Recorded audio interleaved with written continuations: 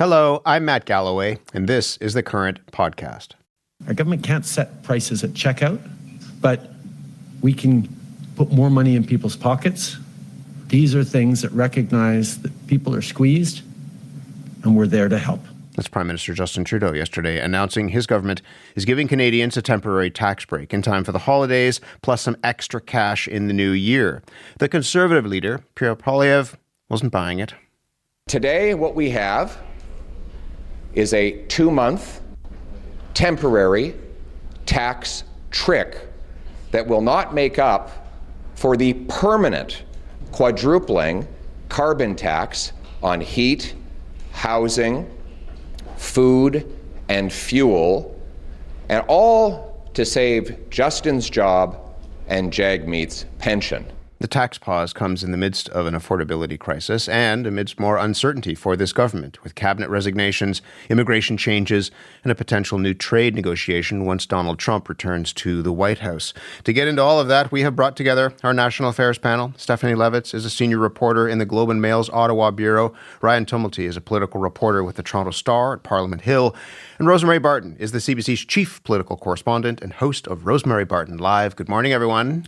Good morning. Good morning. Rosie, just walk us through what the government is announcing here with this tax break. The alliteration apparently is on the docket as well. The NDP said it was a Liberal letdown. The Conservatives are calling it a temporary tax trick. What is this actually about?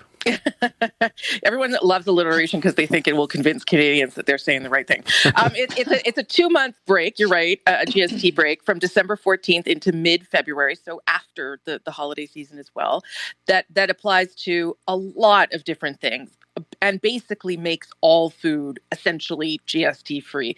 But it also applies to things like kids' clothes, footwear, car seats, diapers, toys, books, puzzles, all the things people are kind of thinking about right now as they get into the holiday season. And then on top of that, they are also sending checks, $250 checks to almost 19 million people who earned $150,000 or less. Those are coming in the spring. I should point out that the $150,000 is actually net, not gross. So that it means that there's a whole bunch more people included. And you're right, this is essentially because the government has been desperately trying to show Canadians that it is aware of the affordability crisis, that it is trying to help them. And all the other things that they were doing, which include, dental care, daycare, they haven't seemed to be able to thread all those things together to show Canadians that those things also help with the affordability crisis. So now they're just saying, okay, here's some money, and here's a break, and maybe that'll help you. Steph, in some ways, Rosie has hinted at this, and people might understand the answer already, but why is the government doing this now? The Liberal government can't seem to find its footing, Matt. It has been slumping in the polls for so long. It feels like it's moribund. There's questions about, can Justin Trudeau even remain as Liberal leader, although it seems right now at this moment in time that he is. No one's listening to them. And as Rosie alluded to, I think a lot of their measures to sort of grapple with affordability in this country have been, and by necessity and by design, targeted at people, targeted at specific segments of the economy. And these measures are sort of that big national program that the Liberals love. It's a little bit for everybody. It's reminiscent of Oprah Winfrey. You get a car and you get a car and you get a car. And it doesn't matter. Everyone's going to benefit here. And so, maybe it's a bit of, putting the shine back on the rose for the Liberals, for Canadians. But I don't know if that's going to work longer term. Maybe if the vote were held, the day the checks arrive, fine. But if it's held 6 months later, is it going to matter? Is there sound reasoning behind that idea of a chicken in every pot at a time when people really are struggling? Whether you get a $250 check or some taxes knocked off your Christmas tree, or the toys that you're buying or the shoes that you're buying for the kids. Well, is the sense that people will notice that and that will translate into goodwill for a government that could use that? That's certainly the belief, but it's remarkable, Matt, just in the hours after the announcement yesterday, how many people I heard say, this is really nice, and also I don't have a family doctor. You know, it's the little thing. Yes, it is nice that it's going to be cheaper to buy pretty much, you know, the essentials plus over the Christmas season and a little bit later. And yes, it is going to be nice to get an extra $250 of money back from the government. And of course, the Conservatives and others will quickly point out that is already your money. You paid it in taxes. It's not, you know, being manifested from, it's not being plucked out of Santa's sleigh or something. But there's always a give with these things, right? Who pays for it in the end? And if you're choosing to do option A, well, what aren't you doing instead? And is it things like healthcare? Is it some of the bigger government spending programs? Because those take too long to trickle through. The Liberals want the boost now. Ryan, how do you think most Canadians are going to see this? Pierre Poilievre calls it a trick. Is it a trick or treat, something in between?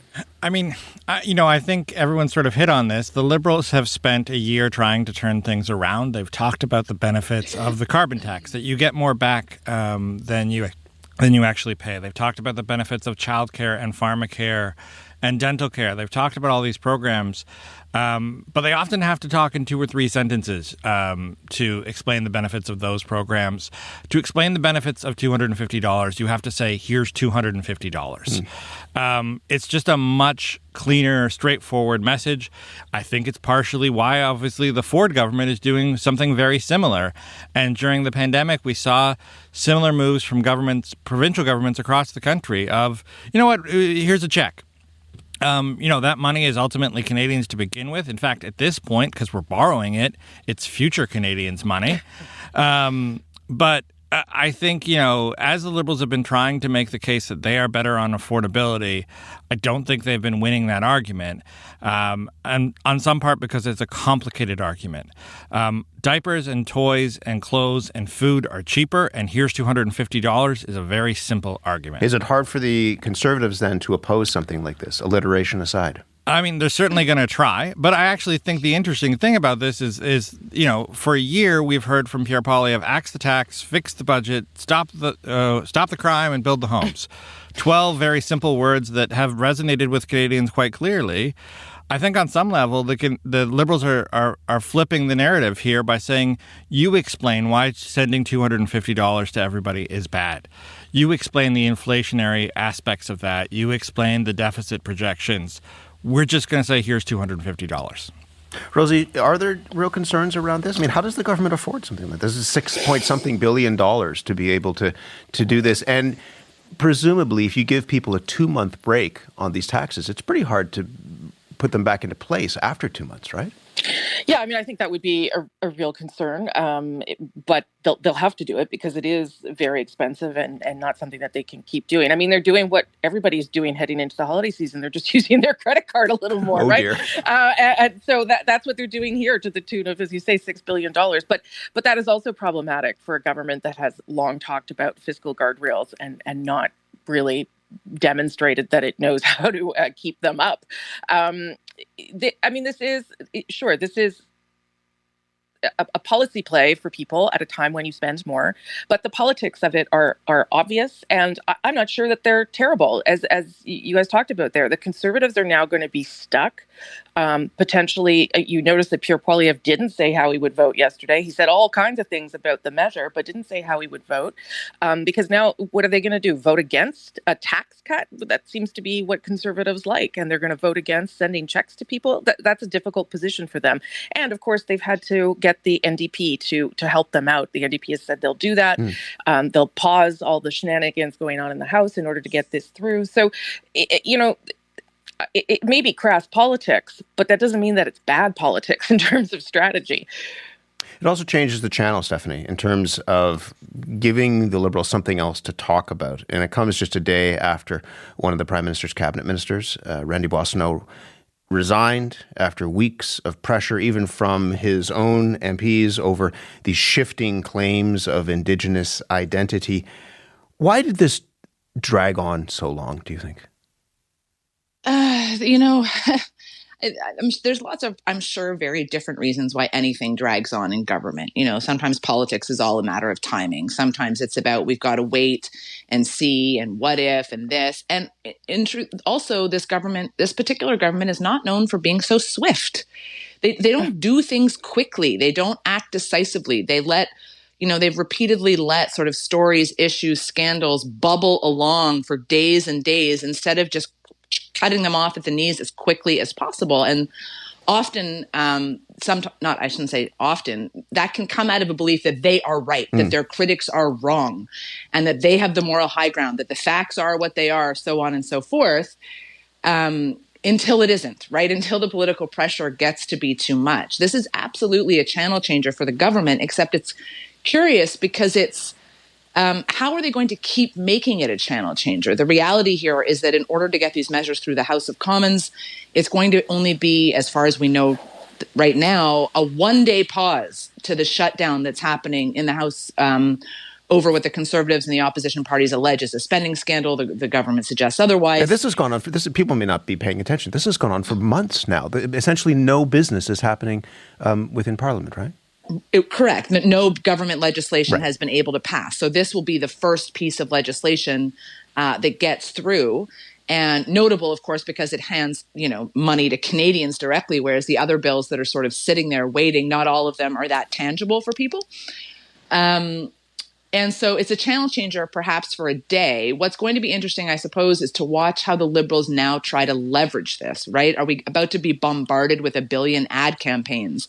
What kind of pressure is going to be on the Conservatives, as Rosie pointed out, to account for this? And in a little bit of irony, under their former leader, Aaron O'Toole, the Conservatives ran on exactly this promise in 2021. A GST break over the holidays. So, that's a delicious bit of political irony there. So does it become this sort of meta-level national political story while things are still not moving in Ottawa? Perhaps. Or it's a brief boost, and we'll see what happens next. Rosie, if you talk about the Randy Boissonnault story just for a moment, what damage does something like this do to the Liberals?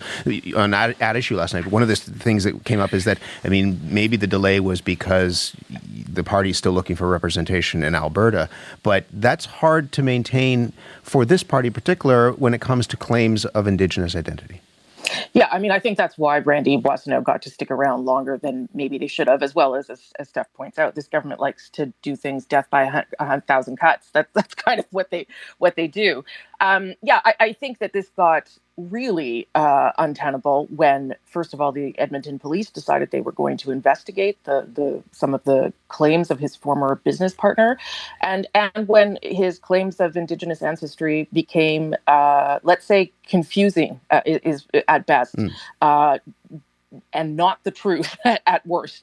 That was not something that this government could be associated with.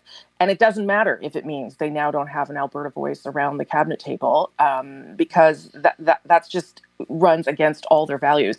The damage long-term from that story, though, is that it contributes to the idea that Liberals are entitled and doing things for their friends. And that is something that the Conservatives have been hammering away out in different ways in committees for months and months and months. And this becomes sort of the perfect potential example of this, depending on how it all unfolds. But it was just not worth it. And remember, they got rid of this guy as they are getting ready for a cabinet shuffle, possibly in January. So they couldn't even hang on to him that long. That's how damaging it was becoming. And the other Liberal in Alberta, George Tahal, apparently got up at caucus yesterday and told the Prime Minister again that he needed to leave his job. So he's probably not going into cabinet either.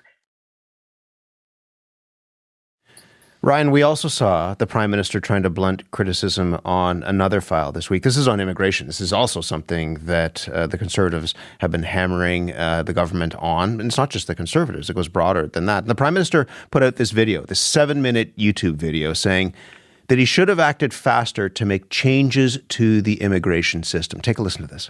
Immigration. Let's talk about it.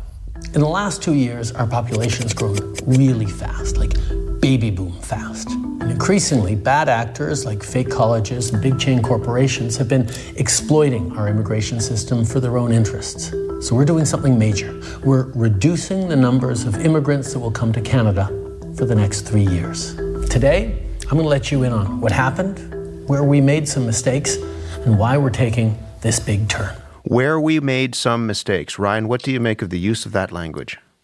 I mean, it was a very brief, but it was an acknowledgement that they made an error, which this government doesn't tend to do. Not many governments do tend to admit that they made an error, so that's not unusual. But they did come forward and say here that they made a mistake, and that's why they're making a big change. And let's not, forget that this is a giant change. This new immigration set of measures, this new immigration set of targets, is going to be the first time in Canadian history that Canadian population has declined. It's a small decline, but it is the first time in this country's history that this country will not be growing in its numbers. The immigration is really central to this country. It's central to our economic future because Canadians do not have 7 and 8 children anymore. We need to bring in a lot more people if this country is going to continue to grow. It's central for a lot of reasons. And so I think for the Liberals to have to suddenly switch gears here, they need a really good explanation for this. And I think that's why you're seeing, Mark Miller has been talking to a lot of media, explaining himself in greater depth. And I think you have to explain why you're making such a big cut, because the plan was not this. The plan was 500,000 people a year starting next year and well into the future staying at that level.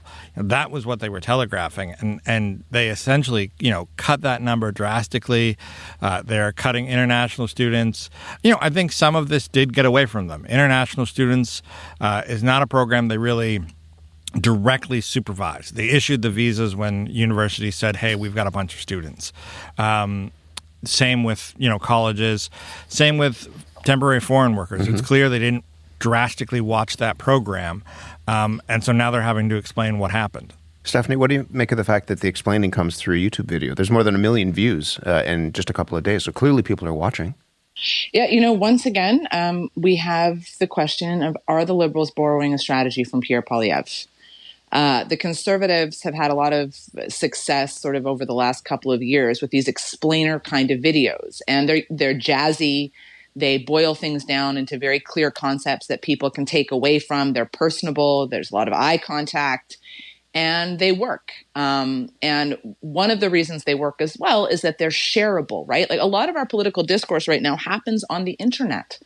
And I don't mean that. I mean, we can talk about some of the negative political discourse that happens on the internet, but the reality is, yes, there are still lots of folks who consume media and consume things in traditional formats, but more and more often they're going to the source. They're sharing things online, and the politicians need to be there. They need to be talking there. And if I can just make another point, in an era where on many social media platforms, Canadian media outlets cannot share their work, these messages do not get through, do not have the chance in legacy media outlets to get through in the same way.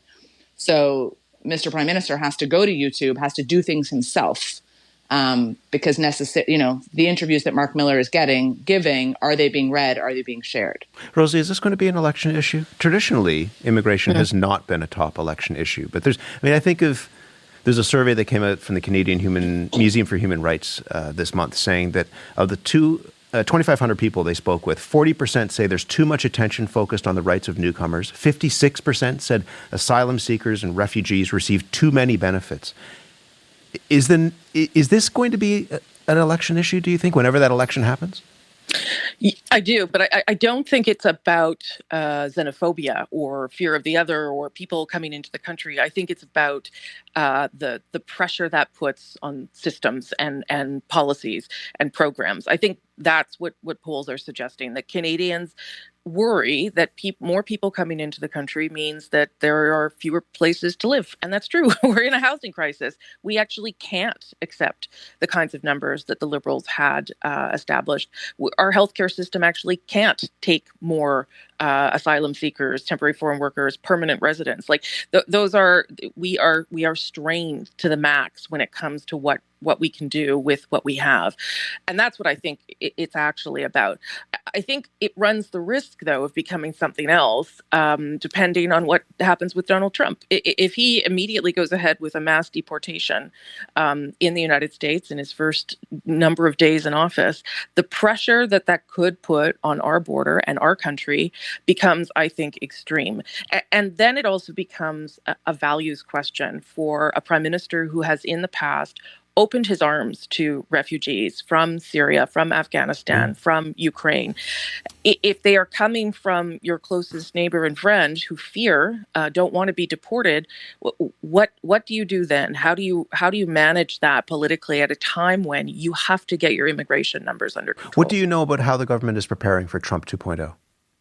Oh my gosh. I mean, there's a million different things that they're doing. Whether any of it will work, I don't know. They have this new cabinet committee. Their Ambassador Hillman, I think is probably their best asset in Washington. They do have people inside the Trump camp who will call them back and people that they talk to. The problem is that no one really knows how this is going to go. No one really knows if the arguments that the federal government, that premiers are making around tariffs, around border security, are actually going to reassure Donald Trump and the people around him. And some of the people, as we've seen, are pretty extreme and may be difficult to convince. And so it's going to be a pretty wild ride for the government. And I do think that if politically speaking, that is a potential opportunity for the Liberals. If they can make the case that they are the ones who know how to run the board when it comes to Donald Trump, maybe Canadians will see that as a positive thing. Stephanie, do you see that as a potential opportunity? It's interesting. The premiers are taking the lead. Doug Ford talking about Canada cutting Mexico out of the equation, striking a bilateral trade deal. Wab Kinew in Manitoba has been talking about the importance of figuring out a strong relationship with the United States. Is this an opportunity for the Liberals? I mean, yes, and there's a member of parliament, right? There's a member of parliament in the Conservative caucus who's best friends with the U.S. vice president. So it's sometimes you wonder about, what we heard coming out of the first Trump administration is that people-to-people relationships were never more important, that you had a group of cabinet ministers and premiers and business leaders sort of making this full court press to build relationships with American political leaders in order to massage the relationship. In this instance, you do not have that kind of, right now anyway, there's no sign of that cross-partisan support, which is to say, I don't think Mr. Poilievre is at all inclined right now to put on a Team Canada hat and help out the Liberals.